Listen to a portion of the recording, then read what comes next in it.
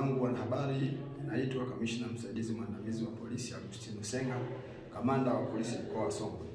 Napenda kutoa taarifa ya tukio la mauaji lililotokea mnamo tarehe 16 mwezi huu wa 9 mwaka 2025 majira ya saa 12:50 jioni katika kitongoji cha Udulu kijiji na kata ya Udiwili ambayo ipo katika wilaya ya Mbozi katika mkoa wetu wa Songwe. Katika tukio hilo, mwananchi kwa jina la Evaristo Zabloni Mwambogoro mwenye umri wa miaka 28, mkulima na mkazi wa Udulu wilayani Mbozi, alichomwa kisu kifuani eneo la upande wa kushoto ambapo unakaa moyo na mtu ambaye alifahamika kwa jina la Elizabeth Chapson Mwaweza, ambaye ambayo imetokea baada ya kutokea mabishano ya mpira wa miguu ulikuwa ukicheza jana kati ya timu ya Simba na Yanga. Marehemu alijeruhiwa vibaya sehemu niliyoitaja kifuani na alifariki dunia wakati akipelekwa hospitali ya zahanati iliyopo Iyula wilaya ya Mbozi kwa ajili ya matibabu. Uchunguzi wa awali unaonyesha kwamba chanzo cha tukio hilo kama nilivyosema ilikuwa ni ushabiki wa mpira kati ya timu ya Simba na Yanga kati ya marehemu na mtuhumiwa, ambapo mtuhumiwa alitumia kisu alichokuwa nacho wakati wa ugomvi huo, na baada ya kutenda kosa hilo alitoroka usikojulikana.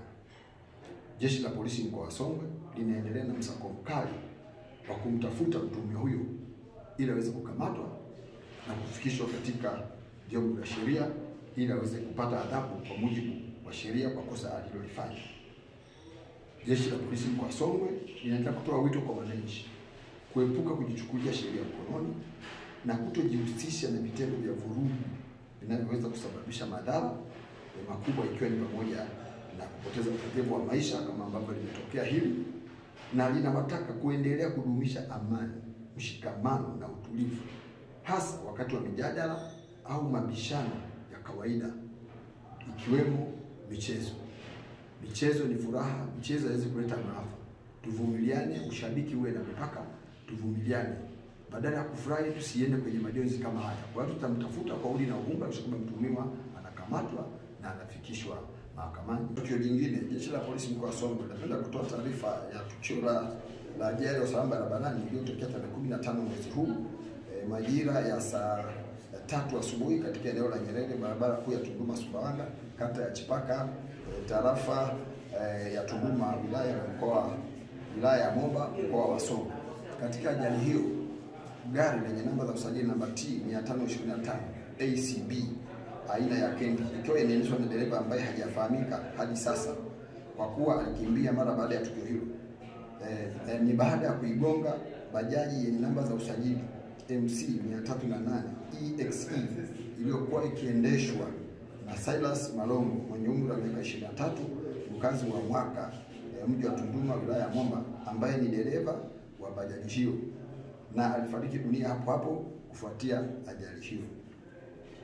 Katika ajali hiyo ilisababisha vifo vya watu watatu ambao ni Ibrahim Kibadeni miaka 16, mwanafunzi wa shule ya sekondari, Silas Malongo mwenye miaka 23, dereva bajaji, na mwanamke mmoja ambaye hajafahamika jina lake anayekadiriwa kuwa na umri kati ya miaka 30 na 40 na ambaye amefariki wakati akipatiwa matibabu katika kituo cha afya cha Tunduma, na mwili wake umehifadhiwa katika chumba cha kuhifadhia maiti hospitalini hapo Tunduma.